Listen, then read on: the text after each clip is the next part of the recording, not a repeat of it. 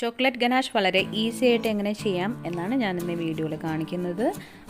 അപ്പോൾ നമ്മളിന്നിവിടെ double boiling മെത്തേഡിലല്ല ganache തയ്യാറാക്കുന്നത്.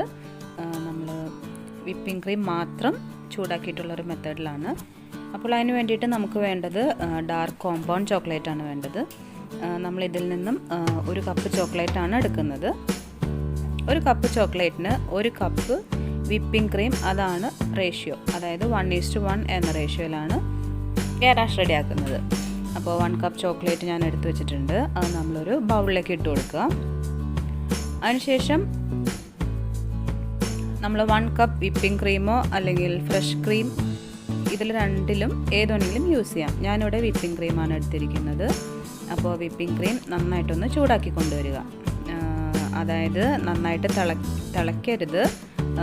High ഫ്ലെയിമിലിട്ട് നമ്മൾ ചൂടാക്കരുത്. ഒരു മീഡിയം ഫ്ലെയിമിലിട്ട് നമ്മൾ ഇളക്കി തിളയ്ക്കാതെ എന്നാൽ നല്ല ചൂടിനും ആക്കിയെടുക്കുക. അങ്ങനെ എടുത്ത വിപ്പിംഗ് ക്രീം ഞാൻ ഇതിലേക്ക് ഒഴിച്ചു കൊടുത്തു. പിന്നെ നമ്മൾ ഈ ടൈമിൽ ഇതിലേക്ക് 1 ടീസ്പൂൺ ബട്ടർ ആഡ് ചെയ്ത് കഴിഞ്ഞാൽ നമുക്ക് നമ്മുടെ ഗനാഷിന് നല്ലൊരു ഗ്ലേസിങ് ഉണ്ടാവുന്നതാണ്. അപ്പോൾ ഒരു 5 മിനിറ്റ്സ് വെയിറ്റ് ചെയ്യാം. അപ്പോൾ 5 മിനിറ്റ്സ് കഴിഞ്ഞിട്ടുണ്ട്. നമ്മുടെ ചോക്ലേറ്റൊക്കെ ഇവിടെ നന്നായിട്ട് മെൽറ്റായിട്ട് വന്നിട്ടുണ്ട്. ഈ ടൈമിൽ നമുക്കിതൊരു നല്ലൊരു അരിപ്പയെ കൂടി അരിച്ചെടുക്കണം.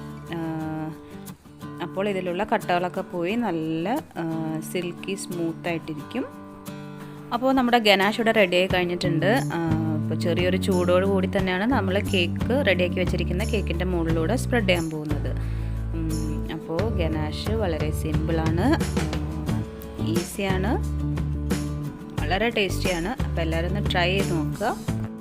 അപ്പോൾ എല്ലാവർക്കും ഈ വീഡിയോ ഇഷ്ടമായിട്ടുണ്ടെന്നുണ്ടെങ്കിൽ എല്ലാവരും തീർച്ചയായിട്ടും ലൈക്ക് ചെയ്യണം. അപ്പോൾ എൻ്റെ നെക്സ്റ്റ് വീഡിയോസ് എല്ലാവർക്കും നോട്ടിഫിക്കേഷൻ കിട്ടുന്നതിന് വേണ്ടി എല്ലാവരും ചാനലൊന്ന് സബ്സ്ക്രൈബ് ചെയ്യുക. അപ്പോൾ താങ്ക്സ് ഫോർ വാച്ചിങ്.